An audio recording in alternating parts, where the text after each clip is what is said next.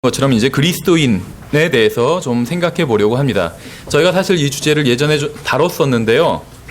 내용을 약간 다시 좀 손봐서 다시 다루는데, 사실 이 주제를 예전에 다른 성경 공부에서 다뤘는데 이게 이 영적 성장 원래 시리즈에 있는 겁니다. 그래서 예전에 다뤘었기 때문에 그냥 넘어가려고 하다가 아무래도 필요할 것 같아서 이제 다시 한 번 더 다루도록 하겠습니다. 먼저 사도행전 11장 26절에 보면 이제 그리스도인이라는 말이 나옵니다. 프린트물에 있습니다. 제가 읽어보면, 그를 만남에 안디옥으로 그를 데려오니라. 그들이 만 1년 동안 그 교회에 함께 모이며 많은 사람들을 가르쳤는데, 이제 바울과 바나바 얘기죠. 제자들이 안디옥에서 처음으로 그리스도인이라 불리니라. 그래서 본문에 의하면 구원받은 모든 사람들이 그리스도인이라고 불리는 게 아니라 제자들이 그리스도인이라고 불렸습니다. 이제 어떤 분들은 구원받으면 다 그리스도인이다, 이렇게 얘기를 하시는 분들이 있어요. 크리스찬, 또 기독교인, 이렇게 얘기를 하죠. 그렇게 이제 주장하시는 분들을 비난하고자 하는 것은 아닙니다. 그렇게 볼 수도 있겠지만, 성경에서 분명히 제자들이 그리스도인이라고 불렸기 때문에 저는 제자들이, 예수 그리스도를 따르는 제자들을 그리스도인이라고 부르는 것이 이제 더 성경적이라고 믿습니다. 먼저 마가복음 9장을 보시면 25절부터 2절을 제가 읽어보면, 예수님께서 사람들이 함께 달려오는 것을 보시고 그 더러운 영을 꾸짖어 그에게 이르시되, 너 말 못하고 귀먹은 영아, 내가 내게 명하노니 그에게서 나오고 다시는 그에게 들어가지 말라 하시매, 그 영이 소리를 지르며 그를 심하게 찢고 그에게서 나가니 그가 죽은 자같이 되어 많은 사람이 말하기를 그가 죽었다 하나. 예수님께서 여기서 지금 말씀으로 마귀를 내쫓고 계십니다. 말씀으로 마귀를 물리치셨어요. 예수님께서 마귀를 쫓아내시자 마귀는 물러가고 마귀에게 사로잡혔던 사람은 이제 자유롭게 되었습니다. 이것은 우리가 구원받을 때 일어난 일을 영적으로 보여주는 장면이에요. 여기서 마가복음 9장에서 이 사람이 지금 우리처럼 거듭났다는 이야기는 아닙니다. 다만 영적으로 좀 비교를 해보면 우리가 구원받았을 때와 비슷하다는 것이에요. 이 마가복음 9장이 교리적으로 그리스도인들에게, 신약교회의 성도들에게 해당되는 것은 아닙니다. 그러나 이 말씀을 통해서 구원받은 사람들이 귀중한 진리를 배울 수는 있습니다. 우리는 오늘 마가복음을 교리적으로 적용하는 게 아니라 영적으로 적용해 보도록 하겠습니다. 본문에 나온 사람은 마귀로부터 노임을 받았고 살아있는 사람이었지만 마치 죽은 사람과 같았대요, 다른 사람들이 보기에. 근데 오늘날 대부분의 구원받은 사람들은 영적으로 살아있죠. 영원한 생명을 가지고 있는데 죽은 사람들과 같아요. 여기서 죽은 사람이란 죽은 자로 그들의 죽은 자를 장사 지내게 하라 할 때 그 죽은 자를 말하는 거예요. 즉 세상 사람들, 영적으로 죽은 사람들을 말하는 것이에요. 많은 그리스도인들이 불행한 사실은 영적으로 살아있는데도 불구하고 죽은 사람과 다를 바 없이 보이는 경우가 있다는 것입니다. 구원받은 수많은 사람들이 구원받은 것이 전부인 줄 알고 살아가요.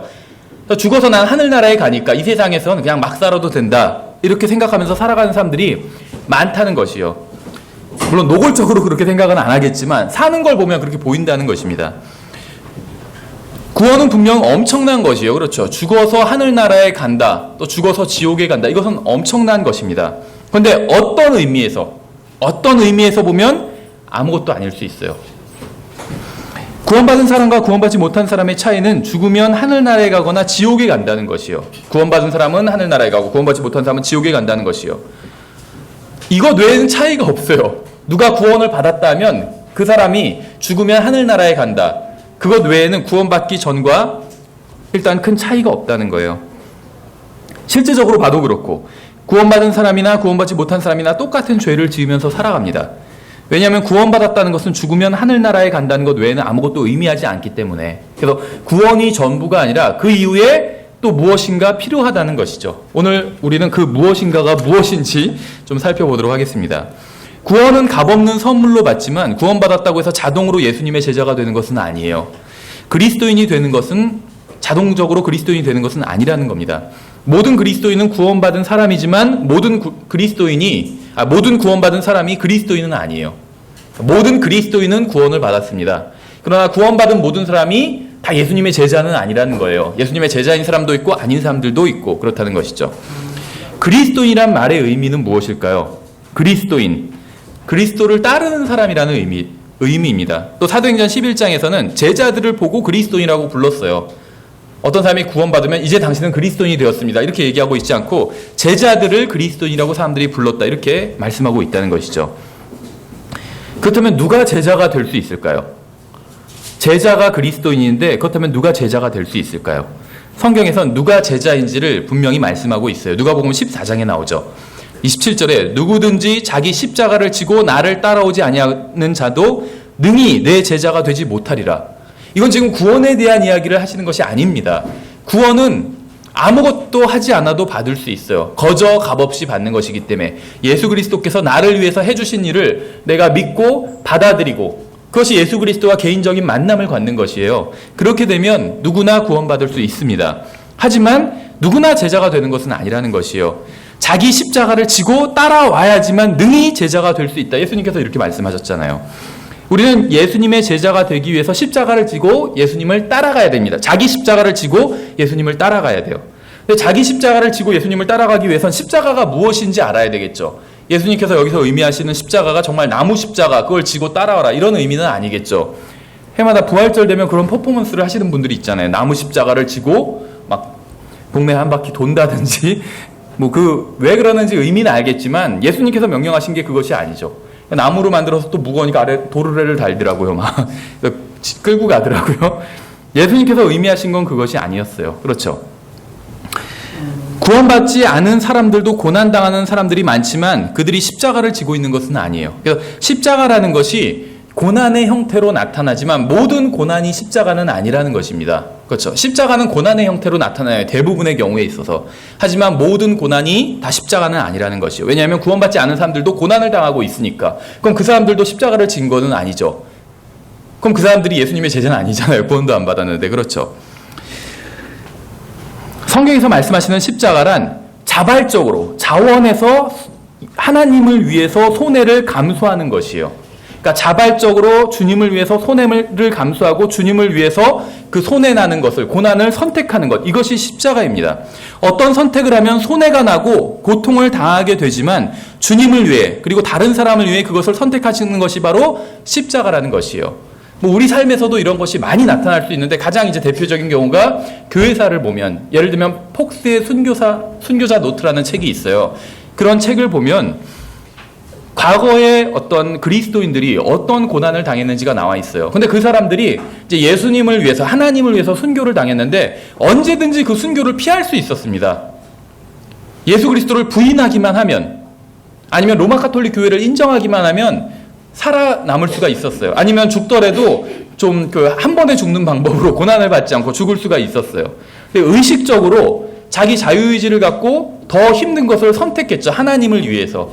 이게 십자가예요. 그래서 과거의 순교자들은 십자가를 진 것입니다. 근데 꼭 순교를 당해야지만 십자가를 지는 것이 아니라 우리도 십자가를 질 수가 있어요. 금전적으로, 시간적으로 손해가 나는데 하나님을 위해서 그걸 선택했다면 십자가를 진 거예요. 그렇죠. 선택하지 않아도 되지만 하나님을 위해 손해를 감수하고 선택하는 것이 바로 십자가라는 것이에요.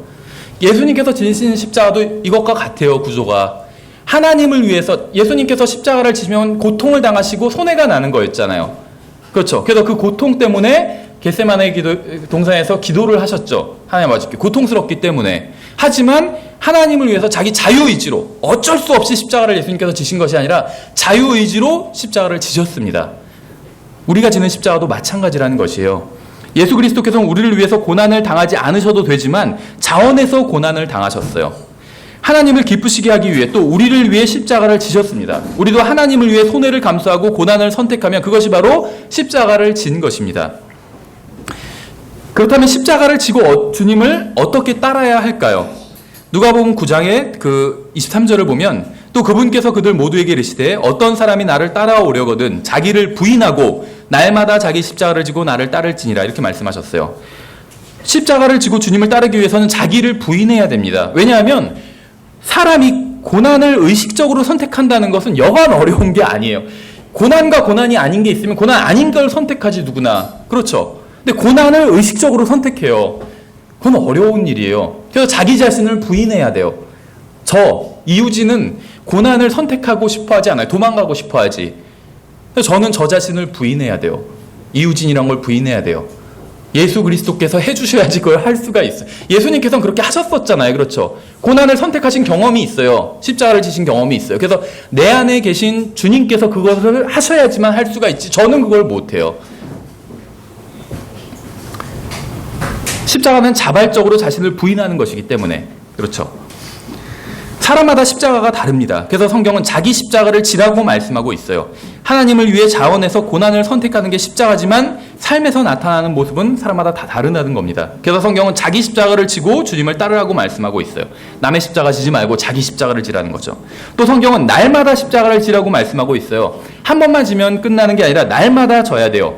십자가를 지고 주님을 날마다 따라가야지 주님의 제자가 된다는 것이에요. 어제 십자가를 졌어도 오늘 십자가를 지지 않으면 오늘은 주님의 제자가 아닌 거예요.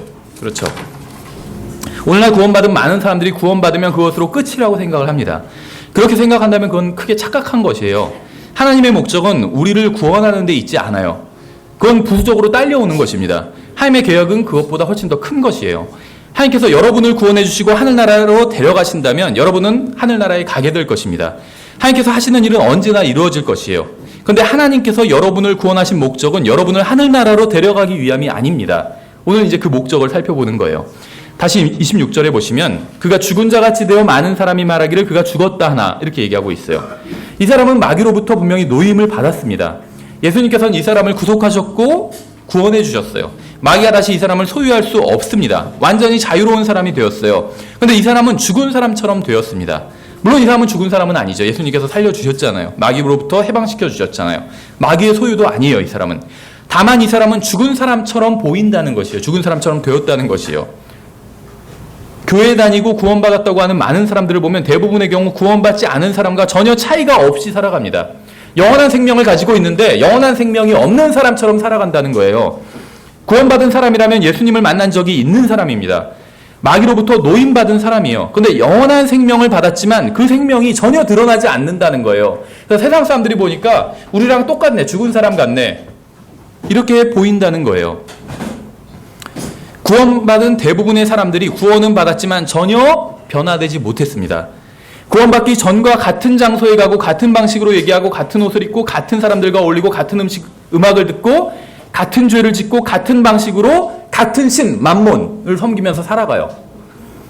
그래서 분명히 구원받기는 했지만 죽은 사람처럼 보이는 거예요. 오늘날 구원받은 사람들의 대다수는 그리스도인이 아닙니다. 구원받지 못했다는 게 아니라 예수님의 제자가 아니라는 것이에요. 구원받은 대부분의 사람들은 그리스도처럼 살지 않기 때문에 그리스도처럼 살아야지 그리스도인이지 그리스도를 따르는 사람이지 그렇죠.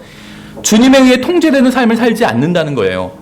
죽어서 하늘나라에 가기는 원하지만 살아서 그곳에 걸맞게 살지는 않는다는 겁니다.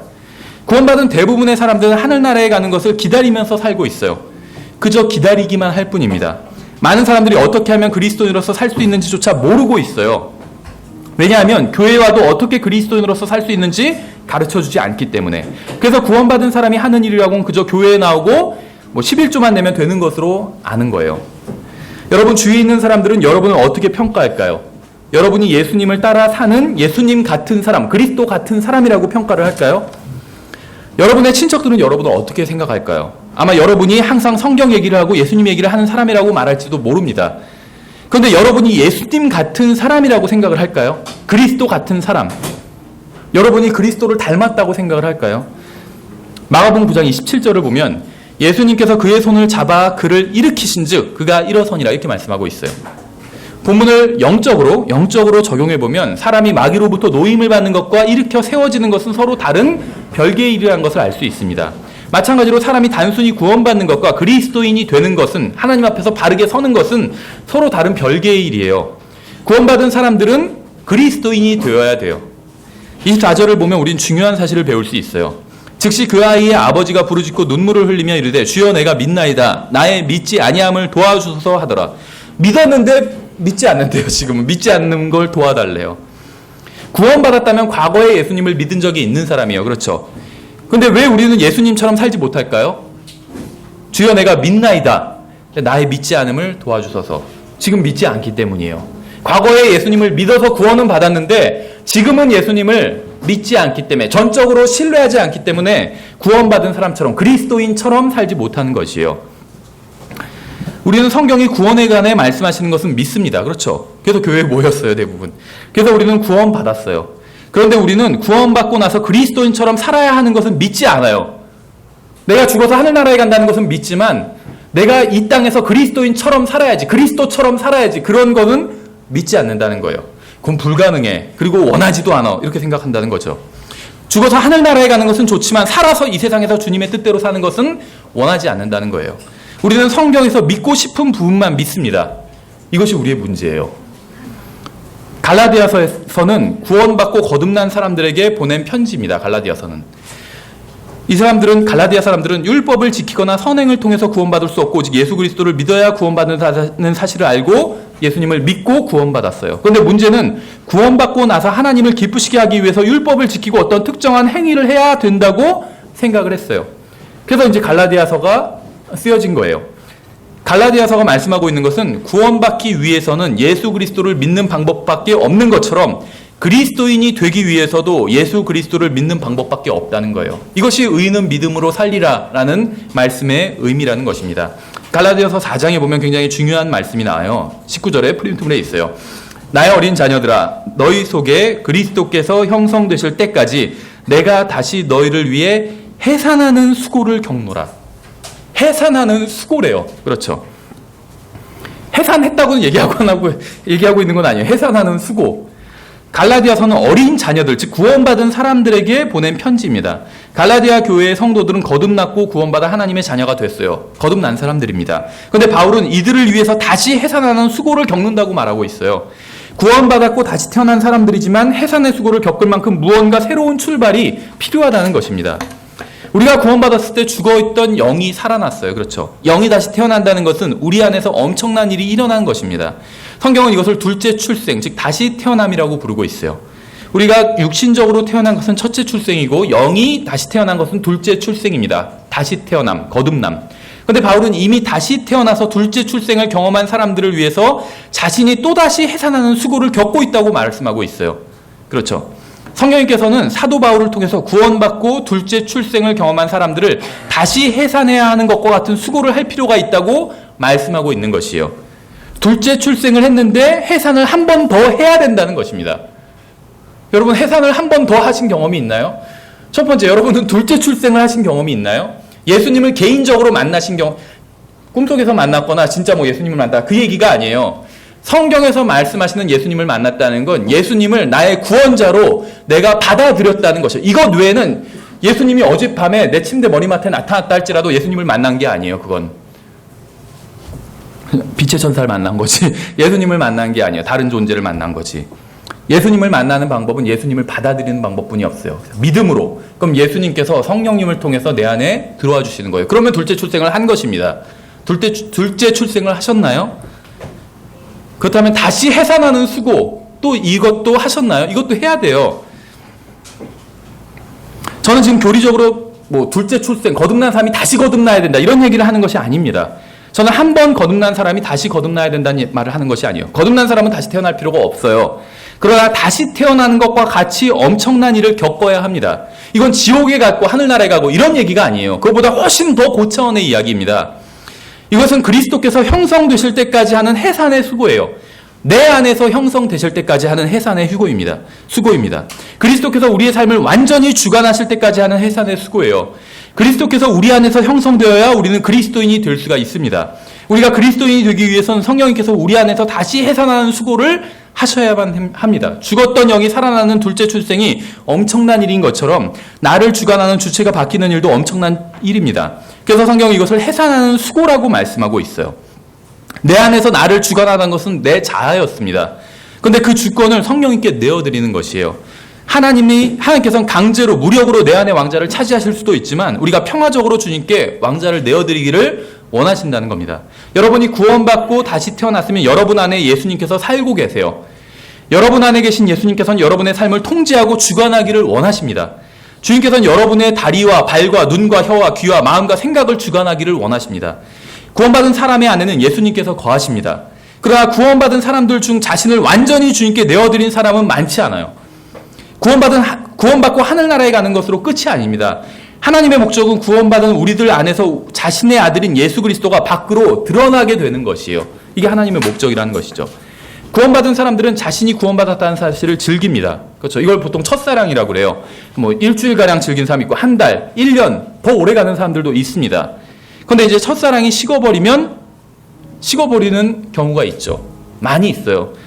그렇게 되면 성령님께서는 다시 역사를 하기를 원하십니다. 우리 안에서. 그래서 설교를 들을 때나 성경을 읽을 때 다시 마음속에서 불타오르기 시작할 때가 있어요. 그렇죠. 성령님께서 다시 역사하시는 것이요.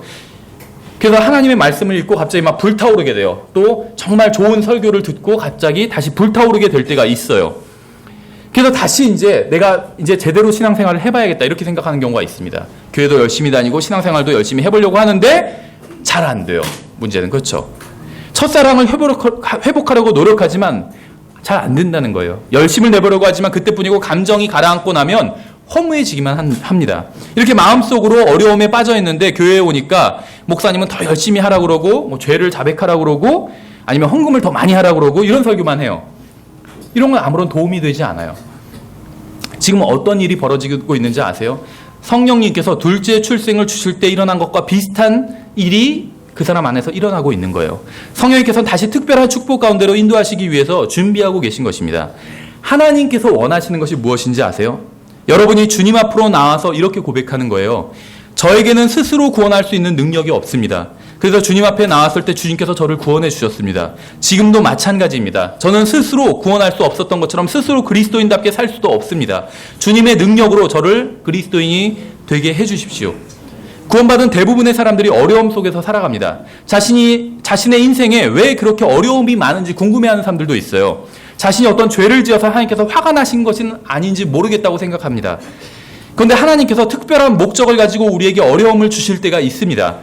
우리를 다시 일으켜 세우기 위해서 쓰러지는 것을 그냥 놔두실 때가 있어요. 우리를 구원하시기 위해서 절망을 주셨던 것처럼 우리가 그리스도인이 되게 하려고 다시 절망을 주실 때가 있다는 거예요. 여러분이 힘들고 어렵고 이상한 일들을 당하는 것은 여러분이 구원받지 못했기 때문이 아니라 여러분 안에서 아직 그리스도가 형성되지 않았기 때문이에요. 여러분이 만약에 예수님을 영접했다면 하나님께서 여러분을 그리스도인이 되게 하시려고 일하고 계시다는 거예요. 여러분의 목적은 하나님의 목적은 단순히 여러분을 하늘나라에 데려가시는 것이 아니라 하늘나라로 가기 전에 여러분 안에서 그리스도를 형성하는 것이에요. 성경은 히브리서 5장 8절에서 그분께서 아들이실지라도 친히 고난받으신 일들로 말미암아 순종하기를 배우사 이렇게 말씀하고 있어요. 예수님께서는 하나님입니다. 그런데 그분께서 고난받으신 일들을 통해 순종을 배우셨어요. 사도 바울은 빌립보서 3장에서 우리의 문제가 무엇인지 정확하게 지적하고 있습니다. 하나님의 말씀을 알기 원한다고 하다가도 고난을 당하게 되면 도망가 버려요. 죽어서 하늘나라에 가기는 원하지만 어떤 것도 포기하고자 하지는 않습니다. 구원받기는 원하지만 그리스도인이 되기는 원하지 않는 거예요. 이게 우리의 문제예요. 그래서 우리는 구원받기는 했지만 그리스도인은 아닌 거예요. 예수님의 제자는 아니란 거예요. 다시 말하면 우리는 고난 없는 영광을 원해요. 죽음 없는 부활을 원합니다. 십자가 없는 왕관을 원해요. 바울은 자신에게 이득이었던 것들을 그리스도를 위해 손실로 여겼다고 했어요. 자신에게 이득인 것들을 그리스도를 위해서 포기했다는 겁니다. 이득과 그리스도 중 하나를 택해야 할 때 그리스도를 택했다는 것이에요. 그리스도를 선택하면 고난과 죽음까지도 각오해야 하지만 그리스도를 선택했다는 것이에요. 우리는 행위로 구원받을 수 없음을 깨닫고 하나님 앞에 나와서 예수님을 믿고 구원받았습니다. 우리가 구원받아 하나님의 자녀가 되자 하나님께서 우리 안에서 일하기 시작하셨어요. 구원받은 사람에게는 죽으면 하늘나라에 가는 것 이상이 있음을 알려주려고 하십니다. 성령님께서. 죽어서 하늘나라에 가는 것 이상이 무엇인지 아세요? 그것은 그리스도께서 우리 안에서 형성되시는 거예요. 우리가 그리스도를 닮은 사람들, 즉 그리스도인이 되는 것이요. 그리스도의 제자가 되는 것입니다. 행위로 구원받을 수 없는 것처럼 이것도 행위로 될 수 없는 것이에요. 율법을 통해서는 그리스도께서 우리 안에서 형성되시는 것이 불가능합니다. 선한 행위를 통해서도 불가능해요. 그런데도 사람들은 율법이나 선행을 통이나 어떤 규칙 같은 걸 통해서 그리스도인이 되려고 합니다. 예수님의 제자가 되려고 한다는 거예요. 무엇을 하면 예수님의 제자고 무엇을 하지 않으면 예수님의 제자가 아니고 이런 식으로 생각한다는 거예요. 그래서 성령님께서는 그런 사람들의 오류를 바로잡기 위해서 빌립보서를 기록하신 거예요. 9절에 보면 3장 9절에 율법에서 난 내 자신의 의가 아니라 그리스도의 믿음을 통한 의 곧 믿음으로 말미암아 하나님에게서 난 내 의를 소유한 채 그분 안에서 발견되려 함이라 이렇게 말씀하고 있어요. 우리는 구원받기 전에 행위로 구원받으려고는 헛된 생각을 했던 적이 있었습니다. 복음을 알고 나서는 그런 생각을 버리고 예수 그리스도를 믿고 구원받았어요. 그런데 구원받고 나서 다시 이전의 헛된 생각에 빠질 때가 있습니다. 우리의 힘으로 구원받을 수 없었다면 우리의 힘으로 예수님의 제자가 될 수 없어요. 우리의 힘으로 그리스도인이 될 수 없다는 겁니다. 우리는 구원받을 때 예수님을 믿었던 것처럼 그리스도인, 예수님의 제자가 되기 위해서 다시 예수님을 믿어야 됩니다. 중요한 질문을 드릴게요. 여러분 안에 계신 그리스도께서는 교회에 가기를 원하실까요? 여러분 안에 계신 그리스도께서는 복음을 전하기 원하실까요? 여러분 안에 계신 그리스도께서는 하나님 아버지를 기쁘시게 해드리기를 원하실까요? 원하시죠?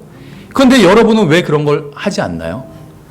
그 이유가 무엇인지 아세요? 여러분이 하나님께서 여러분을 주관하시지 못하게 하기 때문이에요. 막고 있기 때문에. 여러분 안에 계신 예수 그리스도께서 여러분의 주님이라는 사실을 인정하지 않기 때문입니다. 내 구원자는 되시지만 내 주님은 아니라는 거예요. 그래서 컨디션이 좋지 않을 때나 기분이 내키지 않을 때는 교회에 나오지 않는 거예요. 교회에 갈 것인지 말 것인지를 예수님이 아닌 내가 결정하기 때문에, 복음을 전할 것인지 말 것인지를 예수님이 아닌 내가 결정하기 때문에, 무엇을 해야 하는지 말아야 하는지를 예수님이 아닌 내 육신이 결정하기 때문에 우리는 구원받긴 했지만 예수님의 제자는 아닌 것이에요. 그렇다면 어떻게 해야지 예수님의 제자, 그리스도인이 될 수 있을까요? 여러분이 구원받을 때와 똑같이 하면 됩니다. 스스로 구원할 수 없음을 깨닫고 주님 앞에 나와서 주님을 신뢰했듯이 스스로 바르게 살 수 없음을 깨닫고 다시 주님 앞에 나와서 주님을 신뢰하면 돼요. 여러분 안에 계신 예수 그리스도께서는 온전히 의롭게 살고 하나님을 기쁘시게 하는 삶을 사시는데 전혀 어려움이 없으신 분입니다. 여러분이 구원받을 때 예수님을 믿고 모든 구원의 문제를 그분께 맡긴 것처럼 다시 그분께 여러분의 인생을 맡기면 되는 거예요. 오늘 우리 아침에 찬송한 게 험한 십자가를 최후 승리할 그날까지 붙들고 가겠다는 게 바로 이 얘기예요. 그러면 여러분은 그리스도의 제자가 되고 그리스도인이 되는 겁니다. 11절에 보면 이상한 얘기가 나와요. 어찌하든지 내가 죽은 자들의 부활에 도달하려 함이라 이렇게 말씀하고 있어요. 바울은 아직 자신이 죽은 자들의 부활에 도달하지 못했다고 얘기하고 있죠. 그래서 도달하려고 한다 이렇게 얘기하고 있어요. 죽은 자의 부활 이전과 이후는 완전히 다른 거예요. 그렇죠? 생각해 보세요. 누가 죽었다가 부활했어요. 그럼 그 이전과 그 이후는 완전히 다르겠죠. 바울은 거기에 도달하고 싶다고 얘기하고 있는 거예요. 우리는 나중에 죽었다가 부활한 이후라야 부활 이후의 삶을 살 수가 있어요. 그렇죠? 부활해야지 부활 이후의 삶을 살 수가 있어요. 그런데 하나님께서는 우리가 부활하기 전에 미리 부활한 이후의 삶을 살기를 원하십니다. 왜냐하면 부활하신 분이 우리 안에 계시기 때문에. 우리가 하늘나라에 가서 주님과 얼굴을 바라보면서 살기 전에 이 세상에서 주님처럼 살기를 원하는 거예요. 우리의 몸은 휴거가 일어날 때 변할 것입니다. 그러나 몸 안에 있는 우리는 휴거가 일어나기 전에 먼저 주님처럼 변하고 주님을 닮아갈 수 있다는 것이에요. 12절에 보면 나는 내가 이미 도달한 것처럼 말하지 아니하며 이미 완전한 것처럼 말하지도 아니하고 다만 그리스도 예수님께서 나를 붙잡아 이루시고자 하신 그것을 붙잡으려고 뒤따라 가노라. 바울은 하나님의 마음에 합당한 사람이 되기를 원했습니다. 13절 형제들아 나는 내가 이미 붙잡은 줄로 여기지 아니하고 다만 이 한 가지 일을 행하나니 곧 뒤에 있는 그것들을 잊어버리고 앞에 있는 그것들에 도달하려고 나아가. 앞에 있는 것이 또 무엇일까요? 14절에 그리스도 예수님 안에서 하나님의 높은 부르심의 상을 받으려고 표대를 향해 밀고 나아가노라. 사람들은 목사가 되도록 부름받았다, 선교사가 되도록 부름받았다 이런 얘기를 하는데 그런 말은 성경에 없어요. 성경에 나오는 부르심은 높은 하나님의 높은 부르심이 있어요. 이건 모든 그리스도인들을 부르시는 부르심입니다. 성경에는 구원받은 모든 사람들을 부르시는 가장 고귀한 부르심이 나옵니다. 로마서 8장 28절 잘 아시는 구절이죠. 우리가 알거니와 하나님을 사랑하는 자들 곧 그분의 목적에 따라 부르심을 받은 자들에게는 모든 것이 합력하여 선을 이루느니라. 그분께서는 자신의 미리 아신 자들을 또한 예정하사 자신의 아들의 형상과 같은 모습으로 되게 하셨나니 이것은 그분이 많은 형제들 가운데서 처음 난 자가 되게 하려 하심이라. 성경에 의하면 누구도 구원받기 전에 예정된 사람은 없습니다. 누군가가 하늘나라로 가기로 예정되었다든지 혹은 지옥으로 가기로 예정되었다든지 하는 것은 성경에서 말씀하시는 그런 것이 아니에요. 성경에는 예정에 대한 말씀이 4번에 걸쳐 나오는데 모두 이미 구원받은 사람에 대한 말씀입니다. 구원받으면 모두 예정 안으로 들어온 것이에요. 근데 여기서 말하는 예정은 하늘나라로 가는 것과는 상관이 없습니다. 하늘나라에서 영원히 사는 것과는 관련이 없어요. 이것은 구원받은 사람의 예정과 관련이 없어요. 구원받은 사람과 관련 있는 예정은 하나님의 아들이신 예수 그리스도의 형상과 같은 모습으로 변화되는 것이에요. 바울은 죽어서 하늘나라에 가는 것을 목표로 삼지 않았어요. 그게 자기 목표다 이런 얘기를 하고 있는 것이 아닙니다. 구원받은 사람은 어떤 일이 일어나도 죽으면 하늘나라에 갈 것이에요. 구원받은 사람의 목적은 예수 그리스도처럼 사는 것이 되어야 됩니다. 이것이 바로 성경이 말씀하시는 예정이에요. 빌립보서 3장은 우리가 이 세상에서 무엇을 추구해야 하는지 말씀하고 있어요. 우리가 무엇을 목표로 해야 하는지 말씀하고 있어요. 우리는 부활하신 예수님께서 우리의 손과 발과 눈과 입과 행위와 마음과 인격과 삶을 지배하게 해야 합니다. 그리스도께서 우리를 주관하시면 우리는 온전히 그리스도인의 삶, 제자의 삶을 살 수가 있게 되기 때문이에요. 부활하신 예수님께서 죄를 지으실까요? 아니죠. 부활하신 예수님께서 우리를 주관하시면 우리도 죄를 짓지 않고 살 수 있다는 것이요. 그분께서 죄를 짓지 않으시기 때문에. 하나님 아버지를 기쁘시게 하는 게 예수님께 어려운 일일까요? 아니죠. 예수님께서 우리를 주관하시면 우리도 하나님 아버지를 기쁘시게 하는 삶을 살 수가 있습니다. 우리에게 필요한 것이 무엇인지 아세요? 우리 안에 계신 예수님께서 우리를 주관하시도록 하는 것이에요. 그래서 우리가 그리스도인, 예수님의 제자가 되는 것입니다. 13절에 다만 이 한 가지 일을 행하나니 곧 뒤에 있는 그것들을 잊어버리고 이렇게 말씀하고 있죠. 하나님께서는 우리가 그리스도인, 예수님의 제자가 되기를 원하십니다. 예수님께서는 형제들의 첫 열매가 되셨어요. 예수님께서는 고난을 통해 온전히 배우셨습니다. 여러분은 오직 한 가지 일에 집중해야 돼요. 나에게 상처를 준 사람들과 일들과 사건들은 모두 잊어버리고 그런 것들은 모두 하나님께서 우리를 그리스도처럼 만들기 위해서 허락하신 일일 뿐입니다. 나에게 악하게 대한 사람은 모두 잊어버리세요. 밤에 눈물로 베개를 적시게 한 일과 사람도 모두 잊어버리세요. 하나님께서 모두 나를 그리스도처럼 만드시고 그리스도인으로 만드시기 위해서 허락하신 일이에요. 하나님께서 우리가 고난을 통해 순종을 배우신 예수 그리스도처럼 되게 하시기 위해서 이 모든 일들을 허락하신 겁니다. 따라서 그러한 모든 것은 잊어버리고 한 가지 일에만 집중해야 돼요. 과거에 있었던 일들은 모두 잊어버리고 한 가지 일에만 집중해야 된다는 것이요. 하나님께서 지금 이 순간 원하시는 게 무엇인지 아세요? 우리가 그리스도인이 되는 것입니다. 만약 우리가 그리스도처럼 된다면 우리는 하나님께서 기뻐하시는 일들을 온전히 행하게 될 것이기 때문이에요. 그러나 여러분이 그리스도인이 되지 않은 채 하나님을 위해 무엇을 하려고 했다가는 오직 실패만 하게 될 것이에요. 성경을 배우고 알고 가르치는 사람들이 왜 죄를 짓는지 아세요? 성경을 안다고 하는 사람들이 왜 가정을 망치고 교회를 망치고 자신의 간증을 망치는지 아세요? 구원받았고 성경을 알지만 그리스도와 같지는 않기 때문이에요. 그리스도인이 아니기 때문에. 구원받은 사람들도 교회를 망칩니다. 그러나 그리스도인은 교회를 망치지 않아요. 구원받은 사람도 가정을 망쳐요. 그러나 그리스도인은 가정을 망치지 않습니다. 우리 중 많은 사람들이 다른 사람들 때문에 상처를 받았고 또 다른 사람들에게 상처를 주기도 합니다. 구원받았다는 게 모든 문제를 해결해 주는 것은 아니기 때문이에요. 오직 그리스도인들만이 다른 사람들에게 유익을 끼칠 수가 있어요. 그리스도처럼. 우리는 과거의 일들을 잊어버리고 앞에 있는 것들을 향해서 밀고 나가야 됩니다. 우리는 과거의 일들을 바로잡으려고 많은 시간을 낭비했어요. 여러분이 행위로 구원받을 수 없었던 것처럼 행위로 그리스도인이 될 수도 없습니다. 여러분이 자신의 힘으로 구원받을 수 없었다는 사실을 주님께 고백하고 주님의 도움을 구해서 구원받은 것처럼 자신의 힘으로는 그리스도처럼 살 수 없다는 사실을 주님께 고백하고 주님의 도움을 구해야지 그리스도인이 될 수 있습니다. 오직 예수님께서 구원해 주셔야 구원받을 수 있는 것처럼 오직 예수님께서 인생을 주관해 주셔야 그리스도인이 될 수가 있어요. 우리는 구원받기 위해서 십자가 앞으로 나아갔습니다. 이제 그리스도인이 되기 위해서 다시 그 십자가 앞으로 나아가야 돼요. 그리고 주님을 붙들고 이렇게 고백해야 됩니다. 저는 예전에도 그랬듯이 주님의 도움이 필요한 비참한 죄인입니다. 저는 구원받았고 죽어서 하늘나라에 간다는 사실을 알고 있습니다. 제가 받은 구원은 영원하다는 사실도 알고 있습니다. 그러나 주님께서 원하시는 삶을 저의 힘으로는 도저히 살 수 없음을 고백합니다. 다시 주님을 믿습니다. 주님을 의지합니다. 도와주십시오. 우리를 구원하실 수 있는 능력을 가진 예수님께서는 우리가 그리스도처럼 살 수 있게 하는 능력도 가지고 계세요. 우리가 구원받을 때에도 믿음이 필요했던 것처럼 날마다 주님과 동행하기 위해서도 믿음이 필요합니다. 구원받지 못한 많은 사람들이 마귀에게 사로잡혀서 마귀에게 종노릇하면서 살아갑니다. 불행한 사실은 구원받은 많은 사람들도 마귀로부터 노임을 받았음에도 불구하고 마귀에게 종노릇하면서 살아가고 있다는 거예요. 여러분에게 필요한 것이 무엇인지 아세요? 마귀로부터 해방시켜 주시고 죽은 사람처럼 쓰러져 있던 여러분을 일으켜 주신 예수님께서 여러분의 인생을 주관하게 하시는 것이에요. 그렇게 하면 모든 것이 완전히 변할 것입니다. 여러분의 아내에게 필요한 게 무엇인지 아세요? 단순히 구원받은 남편이 필요한 게 아니에요. 여러분의 아내에게 필요한 사람은 구원만 받은 남편이 아니라 예수님처럼 자신을 사랑해 주시는 그리스도인 남편이 필요합니다. 자매님들도 마찬가지예요. 여러분 남편에게 필요한 사람은 교회 다니는 아내가 아니에요. 교회에 다니면서 잔소리나 하는 구원받은 아내가 아니라 그리스도께서 사랑해 주시는 것처럼 자신을 사랑해 주는 그리스도인 아내가 필요해요. 여러분 자녀에게 필요한 사람은 교회에 다니는 부모가 아니라 그리스도처럼 사랑해 주는 그리스도인 부모가 필요합니다. 여러분은 세상 사람들이 무엇을 필요로 하는지 아세요? 그 사람들에게 필요한 것은 교회나 다니고 성경이나 인용하는 구원받은 사람들이 필요한 게 아니에요. 그리스도처럼 자신들을 사랑해서 복음을 전해주고 그리스도처럼 복이 될 수 있는 그리스도인들을 세상 사람들은 필요로 한다는 것이에요. 여러분이 그리스도처럼 사는 그리스도인이 되면 세상 사람들은 여러분 안에 계신 분에 대해서 알고자 할 것입니다. 오직 그리스도께서만 사람을 구원하실 수 있고 오직 그리스도께서만 구원받은 사람들을 그리스도인이 되게 하실 수 있습니다. 여러분이 예수님을 믿고 구원받은 것처럼 예수님을 믿고 그리스도인이 될 수 있어요.